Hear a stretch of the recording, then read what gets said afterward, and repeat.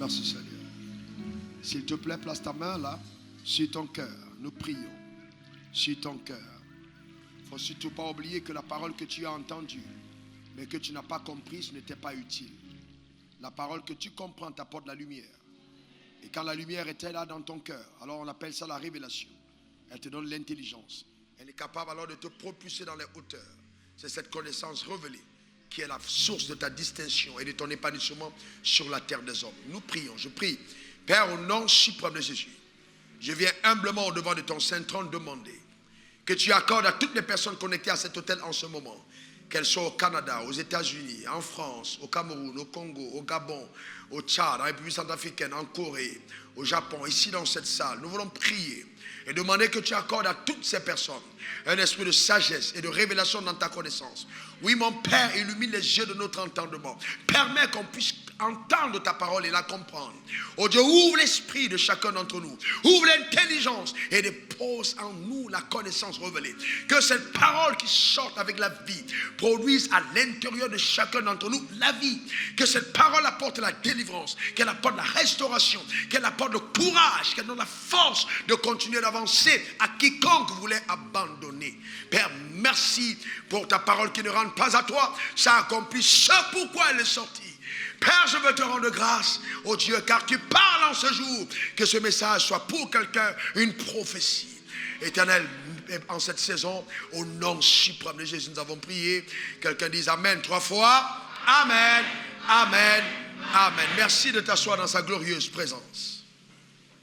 Alors le thème, c'est un enseignement en même temps. Le thème, il est assez évocateur. Hein? N'abandonne pas. N'abandonne pas simplement. N'abandonne pas. Hébreux 10, versets 36 à 39. Hébreux 10, 36 à 39. On va lire. Car vous avez besoin de persévérance, afin qu'après avoir accompli la volonté de Dieu, vous obteniez ce qui vous est promis. Encore un peu de temps. Celui qui doit venir viendra, il ne tardera pas. Et mon juste vivra par la foi. Mais s'il se retire, on peut changer ici retirer par abandonner. Parce qu'en fait, abandonner, c'est délaisser, quitter, se retirer. Donc s'il abandonne, mon âme ne prend pas plaisir en lui. Nous ne sommes pas de ceux qui abandonnent pour se perdre, mais de ceux qui ont la foi pour sauver leur âme. Vous savez, hélas, dans la maison de Dieu, beaucoup de personnes ont été très très mal enseignées et ces enseignements justement ont participé à l'échec de plusieurs. Vous devez comprendre ceci. Si je vous pose la question, quels sont ceux parmi vous qui veulent réussir dans la vie ou qui veulent aller au ciel, beaucoup lèveront la main. Beaucoup. Mais eh bien, c'est une très bonne chose, mais nous ne devons pas oublier qu'il est impossible dans la vie d'atteindre un objectif simplement parce qu'on est décidé. Pourquoi? Parce que la décision fixe le but, mais ne l'atteint jamais. Seule la détermination atteint le but que la décision a fixé. Donc, se décider, c'est bien. Mais se déterminer, c'est mieux. Comme je m'ai dit, la décision fixe le but, mais c'est la détermination qui l'atteint. Une personne déterminée, c'est une personne qui a appris à ne pas abandonner, quelles que soient les circonstances. Eh bien, certaines personnes pensent que parce qu'elles ont la foi, parce qu'elles croient en Dieu, les choses seront faciles. C'est faux. Dieu n'a jamais voulu que les choses soient faciles. Et la foi n'a jamais rendu les choses faciles, mais a toujours rendu les choses possibles. Dieu n'est pas un Dieu de facilité, c'est un Dieu de possibilité. C'est pourquoi nous avons dans nos assemblées souvent un conglomérat de personnes extrêmement paresseuses et improductives. Pourquoi? Parce qu'elles ont cru que le fait d'avoir donné sa vie à Jésus rendait les choses faciles. Que non, c'est pas vrai. Bien au contraire, je vous démontrerai dans les Écritures que ça a l'impression, on a même l'impression que les choses se compliquent quand on devient enfant de Dieu. Mais elle ne se complique pas pour notre peine, elle se complique pour notre gain. Parce que chaque fois que Dieu agit par une vie, il tire une gloire dans cette vie. Et donc si Dieu doit se glorifier dans ta vie, il faut que les défis auxquels tu es confronté soient des défis de Dieu. Pas des défis humains. Voyez-vous? Parce que Dieu va toujours t'appeler à faire ce dont tu te sens personnellement incapable de faire. Donc c'est important. Et voyez, aujourd'hui, c'est pourquoi à la moindre occasion, parce qu'on n'a pas l'âme conquérante, parce qu'on n'a pas appris à être déterminé, à la moindre occasion, vous voyez, le croyant veut abandonner. Il est venu devant Dieu, il a levé sa main, il a dit oui, jusqu'à la mort, rien ne va nous séparer. Et à la première occasion, il dit non, cette femme était une sorcière. Pourquoi? Parce qu'on n'a pas appris justement à aller jusqu'au bout. Et vous trouvez des croyants aujourd'hui qui divorcent de leurs femmes, des femmes qui partent de la maison parce que c'est dur. Non, non, Dieu n'a jamais dit que ce sera facile. Non. Et c'est parce qu'on a justement l'âme de la facilité qui est attachée aux choses faciles qu'on a tendance à toujours abandonner à la première occasion. Vous voyez des personnes qui arrivent dans une église, Dieu m'a parlé, Dieu m'a dit que c'est mon église, c'est mon pasteur. À la première occasion, elles lâchent la main et elles vont essayer de trouver une autre église. Frère, sœur, laissez-moi vous dire ceci. Dieu ne vous bénit pas simplement parce que vous êtes à un endroit. Il vous bénit d'abord en fonction de la révélation que vous avez du Dieu qui vous a appelé.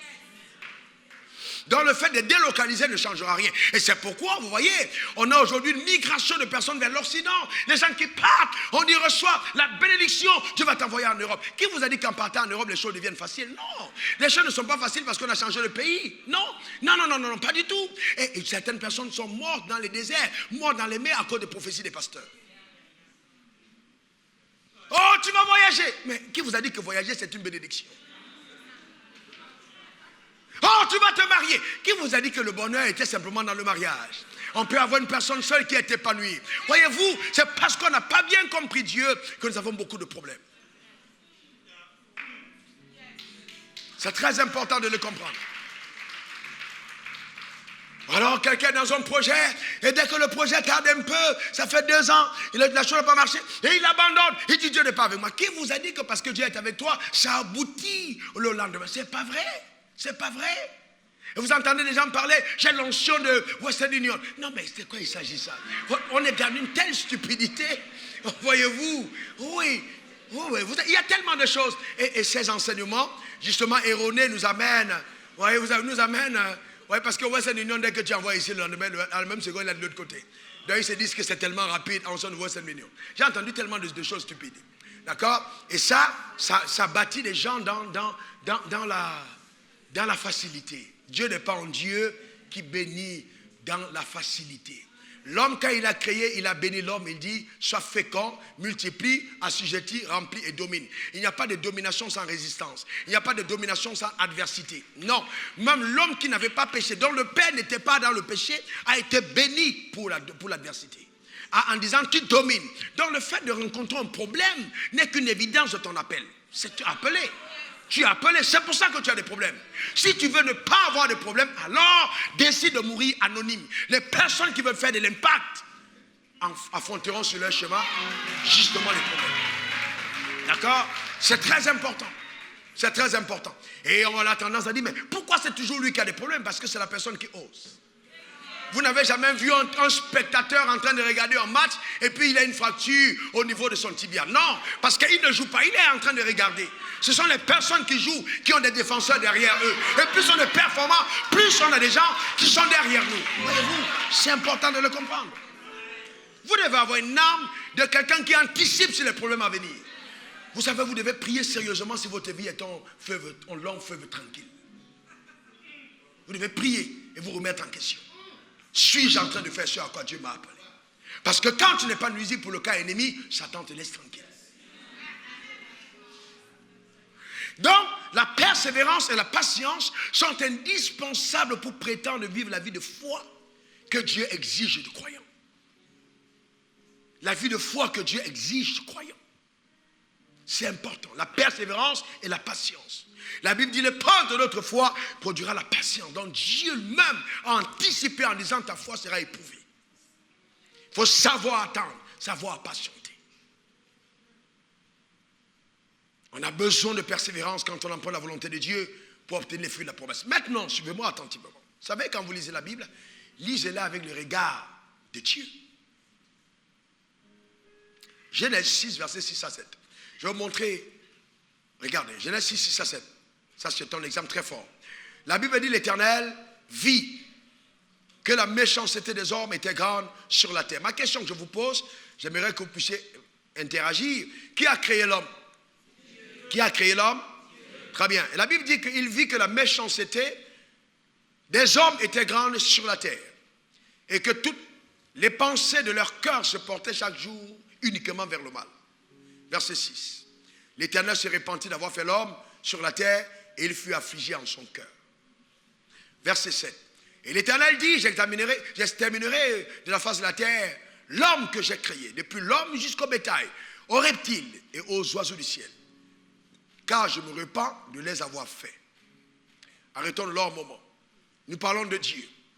Je vais vous dire une chose. Qui de vous a prié pour naître? Qui de vous a désiré le sexe qu'il a? Qui a choisi la couleur de sa peau? Qui a choisi la famille à laquelle il appartient? Personne. Qui a été l'auteur de ces choses? C'est Dieu. Au commencement, Dieu créa. Donc ça veut dire que chacun d'entre nous, nous sommes la résultante d'un projet divin qui est en marche. Donc quand il a créé l'homme, le premier Adam, Dieu lui-même n'a pas réussi du premier coup. Dieu a connu un échec, oui, ça choque, oui, mais il n'a pas réussi du premier coup. Le premier Adam n'a pas marché. La Bible dit qu'il fut affligé, ça veut dire qu'il eut de la peine dans son cœur. Une telle peine qu'il a décidé de remettre tout à zéro. Vous savez, Dieu, le Créateur, a créé l'homme. Il a béni l'homme. Il a établi l'homme. L'homme a échoué. Dieu était affligé. Si Dieu lui-même a été affligé au point où il a voulu tout abandonner, à plus forte raison, toi qui as été créé à son image, c'est normal que des moments de la vie, tu aies envie d'abandonner. Quelqu'un qui te dit que ça ne lui est jamais arrivé, c'est quelqu'un qui n'a jamais pris d'initiative. Jamais. Car Dieu lui-même est passé par ce défi. Et vous savez pourquoi il n'a pas abandonné? Il y avait un homme appelé Noé, qui était intègre parmi tous les hommes. Quand Dieu a tourné le regard vers lui, la vie de Noé a encouragé Dieu. Noé a dit, Père, même si tous les hommes t'ont lâché, tu peux compter sur moi. Tes projets marcheront par ma vie. Et Dieu a repris courage. Vous savez, vous devez comprendre dans la vie que côtoyer les bonnes personnes peut vous aider à traverser des moments de crise. Et ce matin, tu as la position de Dieu, moi j'ai celle de Noé, pour t'encourager à ne pas laisser mourir ton rêve.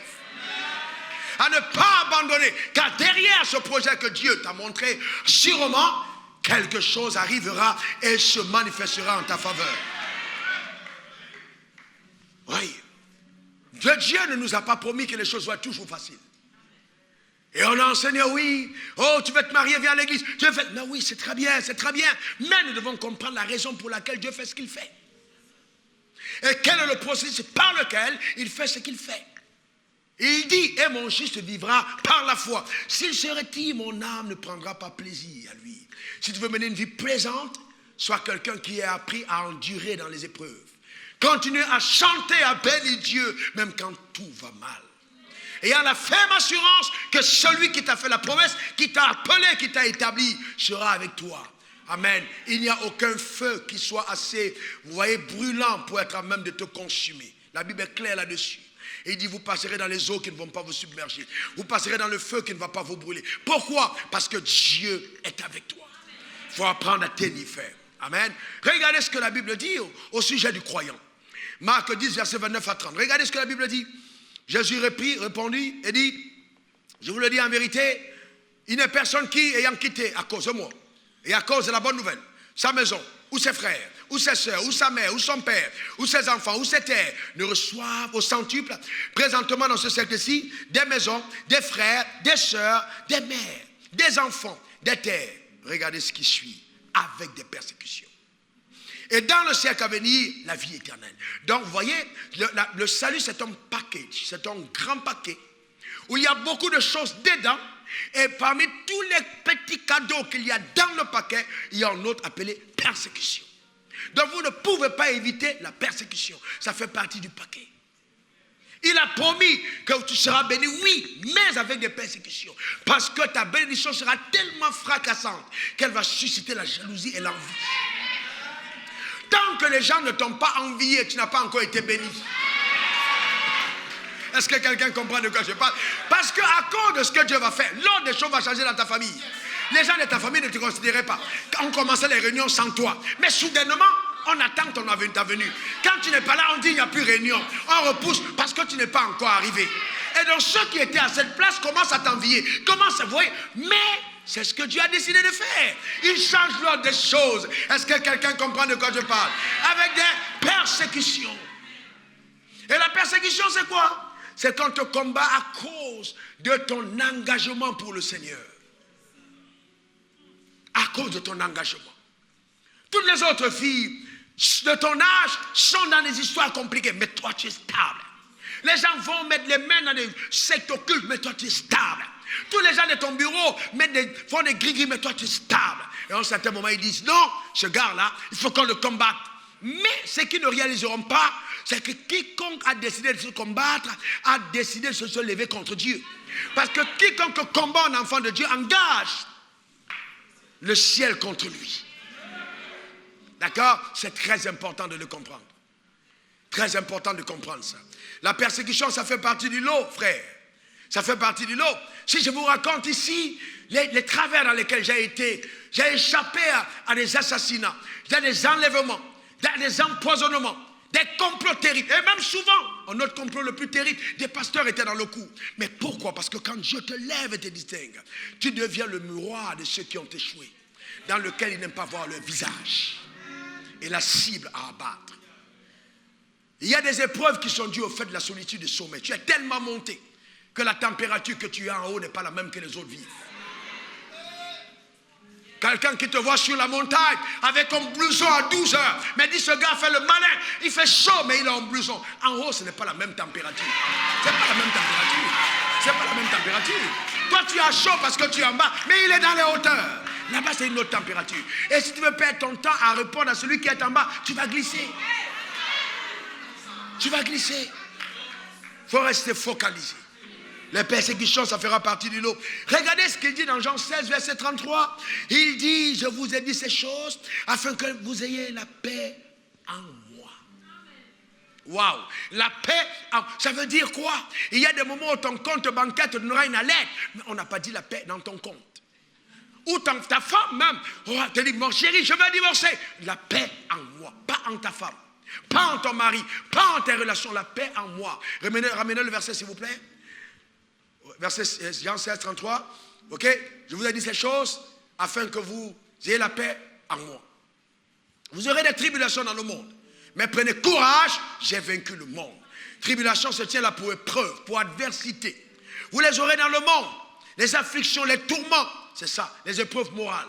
C'est ça une tribulation. C'est normal que certains d'entre nous en traversent souvent. Mais Jésus dit, prenez courage, j'ai vaincu le monde. Maintenant, pourquoi est-ce que Satan t'attaque tant?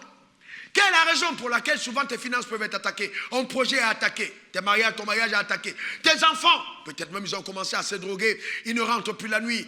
Tu es affligé. Ton mari même est devenu un boxeur. Mais qu'est-ce qui se passe? Pourquoi le diable t'attaque tant? Pourquoi les choses dans ta vie semblent toujours compliquées? Pourquoi? Mais, eh bien, parce que Dieu t'aime.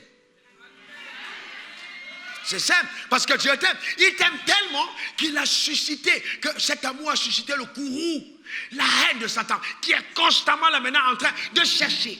Mais la bonne nouvelle, c'est que la Bible dit le diable rôde autour de nous comme un lion rugissant, cherchant. Écoutez bien, ramenez-moi le verset. Cherchant. Il fait quoi? Il le cherche. Il fait quoi? Non, il fait quoi? Je vais vous poser une question. Si dans le diable rôde et qu'il cherche, ça veut dire que ce n'est pas facile à atteindre. Parce que le vrai problème, c'est que vous donnez tellement d'avantages à Satan que vous avez l'impression qu'on dit il cherche. S'il cherche, ça veut dire que ce n'est pas évident. Cherchant qui va dévorer. Il rôde. Mais, sauf que la nouvelle création est intouchable. Elle est intouchable. Donc il cherche. Mais quels sont ceux que le diable réussira à atteindre? Ce sont ceux qui vont abandonner et qui vont se livrer eux-mêmes entre les mains de Satan. C'est pour ça qu'il cherche. C'est pour ça qu'il ne faut jamais abandonner. Jamais abandonner. Quel que soit ce qui arrive dans la vie. Voyez-vous, que cherche Satan par toutes ces épreuves? Eh bien, Satan est en train de vouloir empêcher ta productivité en muselant ton dynamisme et ta foi en Dieu. Éphésiens 2, verset 10. Vous êtes mon ouvrage, vous êtes mon ouvrage. Oh mon Dieu, merci pour la révélation. Ouh, alléluia. Vous êtes mon ouvrage. Regardez ce que Dieu vient de me dire. Vous êtes mon ouvrage. Vous êtes mon ouvrage. Je vous pose une question. Quand vous êtes en chantier, vous avez déjà vu un chantier qui se protège lui-même? Vous êtes en train de bâtir votre maison. Et qui met la sécurité autour du chantier? Est-ce que vous avez compris qui met la sécurité? C'est celui qui est là. Et la Bible dit, vous êtes mon ouvrage. Remets-moi le verset, s'il te plaît. Mon ouvrage, ayant été créé en Jésus-Christ pour des bonnes œuvres que Dieu a préparées d'avance, afin que vous les pratiquiez. Donc, si vous êtes l'ouvrage de Dieu, et que vous voyez en chantier, on met le maître d'ouvrage, et on met le chantier, avec le plan d'exécution. Quand on voit la bâtisse, les gens on dit, waouh, ça va être quelque chose de fabuleux. Mais qui construit? On dit Dieu. Le voleur essaiera de venir la nuit pour détruire le projet. Mais comme c'est le projet de Dieu, qui ne dort ni ne sommeille, il perd son temps. Est-ce que quelqu'un comprend de quoi je parle? Il perd son temps. Oh, que quelqu'un lève sa main et dit, je suis indestructible. Non, dis-le encore comme si tu le penses. C'est important. Suis-je en train de dire qu'il n'y aura pas de moment où tu seras affligé? Non. Il y a des moments où tu seras affligé. Il y a des moments où dans ton âme, il y aura de la peine. Mais n'abandonne surtout pas. Le Dieu que nous servons est extrêmement fidèle. Satan veut t'empêcher d'atteindre ton objectif. Maintenant, pourquoi les gens sont atteints? Voyez-vous, vous devez être même des personnes qui réfléchissent. Je vous dis toujours, la réflexion est l'équivalent de la prière. Parce que quelqu'un qui prie sans réfléchir, il prie mal. Vous devez d'abord comprendre avant de prier. Non, il faut comprendre pourquoi je prie. D'ailleurs, eh bien, pourquoi est-ce que tu es abattu? Pourquoi est-ce que les gens sont découragés? Parce que généralement, nous cherchons notre propre projet. Si tu es engagé dans la main de Dieu, que tu es engagé dans les voies de Dieu, comment tu vas être découragé? Puisque c'est le plan de Dieu que tu poursuis. Donc s'il y a des problèmes, qui devrait se soucier? Puisque c'est le plan de qui? Non, c'est le plan de qui? De Dieu. Donc s'il y a un problème, penses-tu que tu as besoin de prier pour que Dieu intervienne? Est-ce que vous savez que par vos prières, vous n'informez pas Dieu du problème? Vous n'informez pas Dieu du problème. En fait, par la prière, Dieu te permet, toi sur terre, d'utiliser son autorité pour ridiculiser l'adversaire. Ça ne veut pas dire qu'il n'est pas au courant. Il sait, tu es son projet. Voyez-vous, tu es le projet de Dieu. Donc, quelque chose qui arrive. Mais le problème, c'est que les gens sont là, sont venus à l'église parce que je veux un mari. Je veux une femme. Vous savez que les gens se marient sans venir à l'église? Les gens ont des femmes sans venir à l'église. Les gens ont l'argent sans venir à l'église. Non, ce n'est pas, vous savez, donc, ce n'est pas le but majeur pour lequel on vient. On vient d'abord parce qu'on adore quelqu'un. Parce qu'on se soumet à lui. C'est pour ça qu'on vient. Ce n'est pas pour autre chose. Maintenant, ces choses-là nous seront données par-dessus tout. Laissez-moi aller plus longuement dans la réflexion. Écoutez-moi bien. Dieu est très intelligent. Il achève les choses avant de les commencer. Quand il crée l'homme, regardez ce qu'il fait. Il le met dans le jardin d'Éden. Mais cet homme-là, je vous pose une question. Adam a prié pour respirer? Pourquoi? Parce que l'air était déjà là. Est-ce que Adam a prié pour avoir la nourriture? C'était où? C'était déjà là.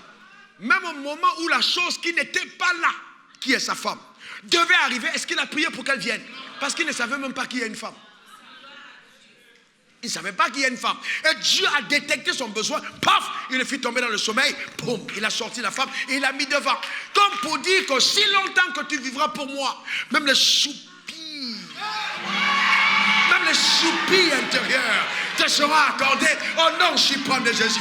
Donne-moi le meilleur des amens. Je vois Dieu combler jusqu'à tes désirs les plus secrets au nom suprême de Jésus. Voyez, il y a une école de personnes qui pensent que Dieu est simplement là pour qu'on souffre sur la terre et on soit heureux au ciel. Mais il sera un Dieu tellement mauvais de t'attendre au ciel d'abord dans les... Oui, dit, oh, le ciel est beau et merveilleux, il y a de l'or, il y a tout. Et puis sur la terre, il veut que tu sois dans la poussière. Le jour où tu vas arriver au ciel, on va t'amener à une école de rééducation parce que tu n'as pas été habitué à la gloire. Comment peux-tu quitter directement de la poussière pour aller dans les rues marbrées? Et les gens pensent que non, ce n'est pas la pensée de Dieu, qu'on soit heureux. Non, toute personne qui te le dit est un complice, soit conscient, soit inconscient de Satan. Dieu veut que tu sois heureux. Le problème, c'est parce que nous ne poursuivons pas ses intérêts. Et aujourd'hui, on a transformé tout le monde en prédicateur. Et on a des prédicateurs qui ne comprennent rien de ce qu'ils disent. Parce que tu ne peux pas être épanoui quand tu n'es pas dans ton couloir. Aucun poisson ne peut être habile à la course. Quel que soit ce qu'il est. Aucun guépard ne peut être performant sous la mer, quelle que soit sa capacité à courir. Pourquoi? Parce qu'il est sorti du couloir de son appel. Vous devez le comprendre. Le problème, c'est que beaucoup d'entre nous ne sont pas à notre place. Si tu remets le poisson dans l'eau, tu ne le bats pas à la nage. Mais si tu essaies de le mettre pour voler, il mourra. Le problème, c'est que nous sommes souvent en dysfonctionnement parce que nous ne sommes pas dans notre couloir. Nous avons ici parmi vous, peut-être le futur président de la République. Mais s'il veut devenir pasteur, tu vas griller ton appel. On a ici des futurs maires, députés, hommes d'affaires, des personnes qui vont créer des empires financiers. Mais c'est à cause de ça que le diable te combat. Il combat ta destinée. Ton mariage est trop petit. Ce n'est pas ce qu'il attaque. Il attaque tes rêves. Il attaque les rêves de Dieu. Mais tu dois être à même de le comprendre et ne pas rester défocalisé. Il ne faut pas être défocalisé dans la vie. Il faut poursuivre l'essentiel. Donne-moi le meilleur des amens. Dis encore amen. Vous voyez? Et les gens disent non, je veux voir les miracles de Dieu. Alors que Dieu veut faire des miracles par nous. Et nous, on veut voir les miracles. Oh, Dieu fait des miracles. Il dit non, je veux que ta vie soit un miracle. Je veux que ta vie soit un miracle. Ce n'est pas une question de non, ta vie doit être un miracle. C'est pourquoi avec toi, les choses prennent le temps qu'elles doivent prendre. Posez-moi la question. Pasteur Franck, est-ce que tu penses que Dieu n'était pas capable de donner à Abraham un enfant à la sortie de sa maison? Pourquoi doit-il attendre 25 ans? Pourquoi vous pensez que Joseph ne pouvait pas devenir premier ministre sans passer par la citerne? Pourquoi est-ce qu'il doit passer par là? Il y a des choses de Dieu. Vous devez comprendre Dieu, comment est-ce qu'il agit. C'est très important. Le comprendre véritablement. Cessons de dire que nous sommes les enfants de Dieu alors qu'on n'a aucune connaissance de ce Dieu-là. Et vous voyez, quelqu'un dit, oui, mes affaires, vraiment, si Dieu était dedans, ça allait marcher. Non, mes frères, non. Est-ce que vous savez que l'échec est dans le processus de la réussite? C'est-à-dire que pour réussir, échouer fait partie du chemin. Et quand vous lisez bien la Bible, le premier verset de la Bible dit quoi? Au commencement, Dieu créa les cieux et la terre. Genèse 2 dit quoi? La terre était informe et vide. Et il y avait quoi derrière? Le monde n'a pas commencé avec la lumière. Le monde n'a pas commencé avec la lumière. Il y avait des ténèbres. Donc, pourquoi est-ce que quand les ténèbres s'installent, tu as un problème? Il n'y a pas de problème. Ils s'installent parce qu'ils précèdent la venue de la lumière. Donc les problèmes et les défis auxquels tu es confronté précèdent la délivrance. Oh, je veux que Dieu me bénisse. Je veux que Dieu... Mais c'est normal. Si tu veux voir Dieu te bénir, accepte qu'il te jette dans l'abîme de la pauvreté. Parce qu'en fait, quand tu sors de là, et qu'on dit, ah, c'est lui, on dit, non, non, c'est pas lui. Tes camarades de classe vont te regarder à la télé, on dit, c'est pas lui. Non, je te dis, c'est lui. Je te dis, non, c'est pas lui, c'est lui. Pourquoi? Parce que quand Dieu fait les choses, il émerveille. Il émerveille. Vous voyez, vous étiez camarades de classe, vous étiez assis ensemble, et lui, il était plus intelligent. Lui, il était moins intelligent. Un jour, aux 20h, on regarde les infos, et puis c'est toi. Il dit, non, c'est pas possible. Attends, chérie, viens voir. Le gars là, on était en classe ensemble. Sauf que quand vous étiez en classe, Jésus n'était pas encore là. Est-ce que quelqu'un comprend de quoi je parle? Amen. Mais Jésus est arrivé dans sa vie. Alléluia. Et puis Dieu l'a propulsé. J'appelle ton élévation maintenant au nom suprême de Jésus. J'appelle ton élévation au nom suprême de Jésus. Donne-moi le meilleur des amens. Dis encore amen. Dans la vie, ceux qui abandonnent ne sont jamais vainqueurs. Jamais de la vie. Et plus la victoire est proche, mieux la tempête sera violente. L'intensité de la tempête est un indicateur que la solution est plus loin. Donc il faut être à même de tenir ferme au moment de la tempête. Amen, c'est très important. C'est très important. Et voyez-vous, nous ne sommes pas du monde. Nous ne sommes pas du monde. Nous sommes dans un autre système. Nous ne sommes pas du monde. Le drame, c'est que beaucoup de croyants se considèrent encore du monde. Nous ne sommes pas du monde. Non, non, non, non, non, non, non, non, non, non, non. Jean 15, 18 à 19 dit, si le monde vous hait, sachez qu'il m'a haï avant vous. Si vous étiez du monde, le monde aimerait ce qui est à lui. Mais parce que vous n'êtes pas du monde, et que je vous ai choisi du milieu du monde, à cause de cela, le monde vous hait. 1 Jean 3, verset 13, ne vous étonnez pas, frères, si le monde vous hait. Non, n'ayez pas de honte. Le monde va te haïr, les gens vont te détester. Mais ne sois pas étonné, ça fait partie des choses qui vont arriver. Mais sélectionne justement dans cette adversité, dans ce vacarme, dans ce tourbillon, les personnes d'affection et de relation. Le drame, c'est que vous allez vous arrimer justement au rivage des païens, perdant ainsi le sens de votre appartenance à la famille royale, à la famille de Dieu. Nous sommes des enfants de Dieu. C'est très important. Et vous voyez, parce que nous sommes sauvés, nous avons accepté Jésus, les choses ne seront plus jamais comme avant. Et il y a une exigence qui est placée sur la nouvelle création. Et quand Dieu décide de faire avec toi ce qu'il veut faire, laisse-toi manier. Vous voyez, laisse-toi justement manier par les mains expertes de ton Créateur, qui sait ce qu'il est en train de faire. Oui. Vous savez, quand on prend l'or et qu'on le jette dans le feu, si vous entendez les soupirs de l'or, mais cette épreuve-là est indispensable pour purifier cet or et donner à cet or l'éclat justement qui lui est réservé. Et souvent, Dieu a eu l'intelligence de cacher de l'or dans la boue, de cacher les choses valeureuses au milieu des choses sans importance. Et c'est pourquoi il prend les villes pour confondre les sages et les fins pour confondre les pauvres. Donc au milieu de l'épreuve, ne regarde pas à toi-même. C'est peut-être difficile, mais ce n'est pas ton combat, c'est le combat de Dieu. C'est lui qui t'a appelé. Il te sortira et te délivrera sûrement de cette situation-là. Et n'oublie surtout pas, à toi qui m'écoutes quelque part maintenant, que le pouvoir t'a été donné. Tu peux décider de ne pas abandonner. Oui, la Bible dit dans Jean 1, verset 12, Jean 1, 12, à ceux qui l'ont reçu, à ceux qui ont cru en son nom, tu leur as donné le pouvoir. Quelqu'un dit pouvoir. Quelqu'un dit pouvoir. Regardez la suite, de devenir. Pouvoir de devenir. Pouvoir de devenir. Pouvoir de devenir. Devenir quoi? Enfant de Dieu. Alors si je suis un enfant de Dieu, et que Dieu a eu une adversité et qu'il a triomphé, qu'est-ce que l'enfant fera? Il va triompher. Vous avez déjà vu un lion devenir végétarien? Pourquoi est-ce que le lionceau ne devient pas végétarien? Quelle que soit la rareté des proies, il ne change pas de régime alimentaire. Parce que dans son ADN, il n'est pas conçu pour manger de l'herbe. Ne soyez pas de ceux qui aiment les choses faciles. Il y a des projets, quand ça arrive chez toi, envoie ça aux herbivores. Parce que toi, tu n'es pas un herbivore. Est-ce que quelqu'un comprend de quoi je parle? Tu es appelé à une autre dimension. Il faut avoir cette mentalité en toi. Regardez ce que la Bible dit dans 1 Jean 5, verset 4 à 5. 1 Jean 5, 4 à 5. Regardez ce qui est écrit. Parce que tout ce qui est né de... Qu'est-ce que la Bible dit? Tout ce qui est né... Ah, qu'est-ce que la Bible dit? Non, encore plus fort. Tout ce qui est né... Fait quoi? Triomphe du monde. Vous savez que triompher, c'est après un combat. Hein? C'est pour ça que la Bible parle du combat de la foi. Triomphe du monde. Et la victoire chrétienne du monde, c'est notre foi, oui. La victoire, c'est notre foi. Donc c'est par la foi que ça se passe. Ne regarde pas à ta propre force. Regarde à la foi que tu as dans le cœur pour Dieu, à ce que Jésus a accompli. Alléluia. La Bible dit que nous sommes plus que vainqueurs. Dis, je suis plus que vainqueur. Dis-le encore, je suis plus que vainqueur. Et vous savez quoi? Lors d'un combat de boxe, peut-être à 10 rounds, vous avez le premier round, le deuxième, le troisième. Le boxeur a menacé l'adversaire. 8e round, on percute, l'autre tombe. On compte 1, 2, 3, 4, il s'élève.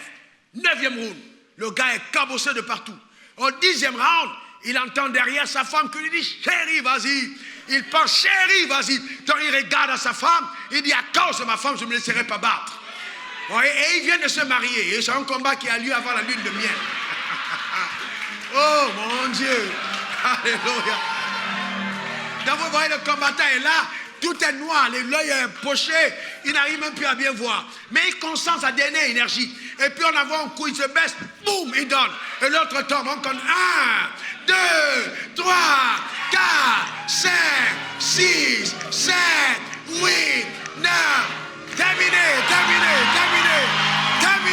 Alléluia. Terminé. Amen. Alors, ce que vous devez comprendre, c'est que la femme qui était derrière, est-ce qu'elle a combattu? Non. Mais elle va maintenant sortir avec ses ongles, avec son tailleur, et elle monte sur le ring. Chérie, on a gagné. Chérie, on a gagné. Chérie, on a gagné. Amen. Et donc, quand on fait la photo du mari cabossé. La femme est là, avec les cheveux derrière. Elle est là comme ça. Elle fait le selfie. Mais quand on signe le chèque, la personne qui encaisse souvent, c'est madame. Mais le gars qui a combattu, c'est le monsieur. Et c'est pour ça que la position d'épouse est fait agréable. Et Jésus dit de nous que nous sommes son épouse. Nous sommes son épouse. Nous sommes son épouse. Amen. Alléluia. Je ne suis pas allé à la croix. Non. Je n'ai pas été flagellé. Non. Je n'ai pas été battu. Non. Je n'ai pas été enterré. Non. Je n'ai pas ressuscité. Non. Mais je suis victorieux. Parce que mon époux a lutté pour moi. Alléluia. N'est-ce pas incroyable ça? N'est-ce pas une raison de se réjouir?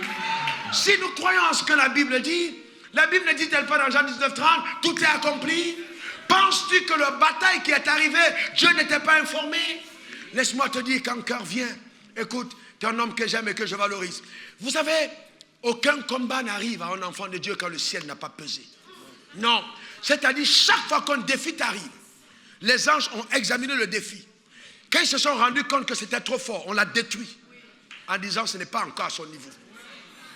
C'est pourquoi les nouveaux convertis n'ont jamais les problèmes des adultes. Parce que quand on pèse, on dit non, lui, dans sa manière de prier, de tenir, c'est pas Dieu élimine. Mais quand Dieu laisse passer, c'est parce qu'il connaît le baraka qu'il y a devant. Parce qu'il connaît la force. Il dit maintenant, Satan, c'est un match de revanche. Donc il le laisse maintenant pour ridiculiser Satan. Prends courage. Tu n'es pas seul. Dieu est avec toi. Prends courage. N'abandonne pas. Rien ne doit te séparer de cet amour. Ne fais pas honte au ciel. Parce qu'abandonner, c'est humilier la grâce de Dieu. N'abandonne pas.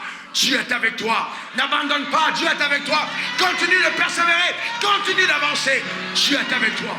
Et laisse-moi te dire que la Bible nous dit qu'il est le même hier, aujourd'hui et éternellement. Si tu es tellement découragé, femme, ça fait longtemps que tu attends. Pense à Sarah. Elle attendait. Et puis la ménopause est arrivée.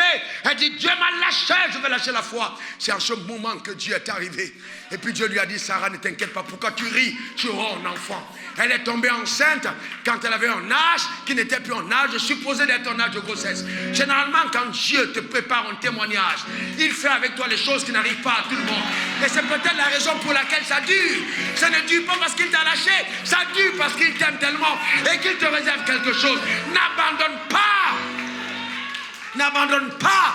Dieu est toujours avec toi. Qu'est-ce qui pourra te séparer de l'amour de Dieu? Est-ce que Dieu n'a pas payé le prix qu'il fallait? Réponds-moi s'il te plaît. Qu'est-ce qui pourra te séparer de l'amour de Dieu? Est-ce la mort?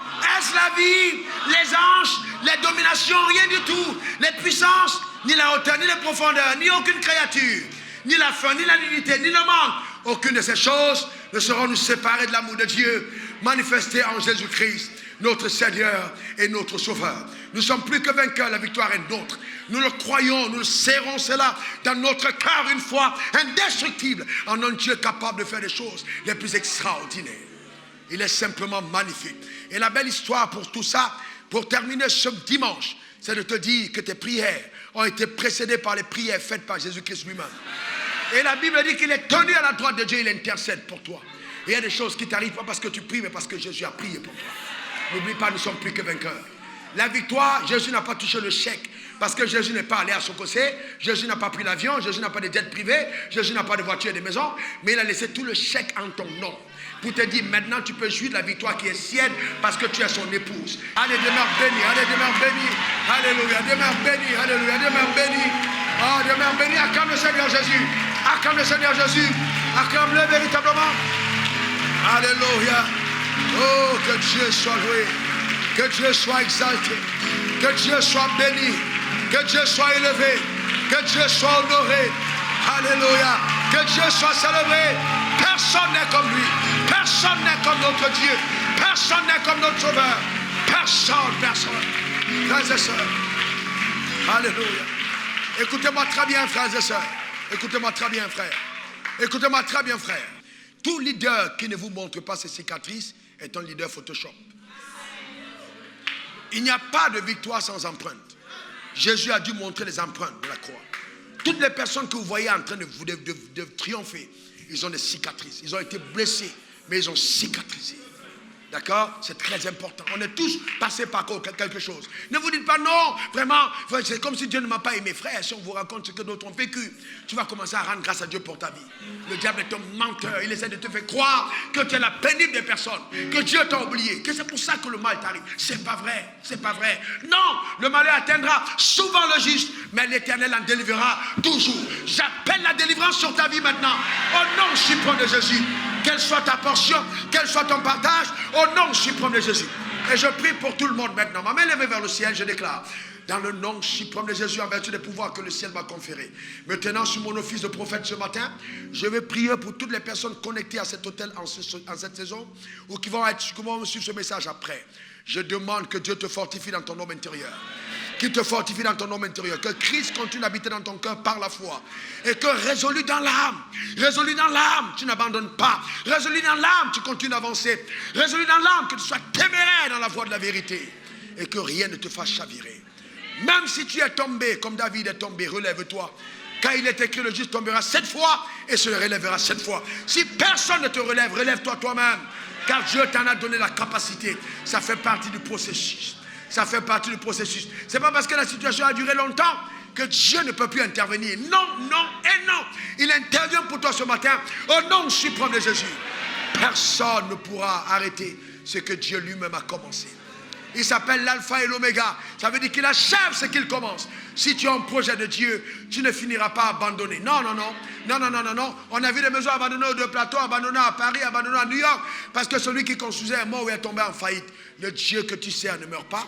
Il ne tombe pas en faillite. Tu as son projet. Tu ne seras pas abandonné. Il t'amènera jusqu'au bout. Que Dieu te garde et que sa main soit sur ta vie. Amen. Acclame le Seigneur pour ta propre vie. Acclame le Seigneur pour ta vie. Merci Jésus.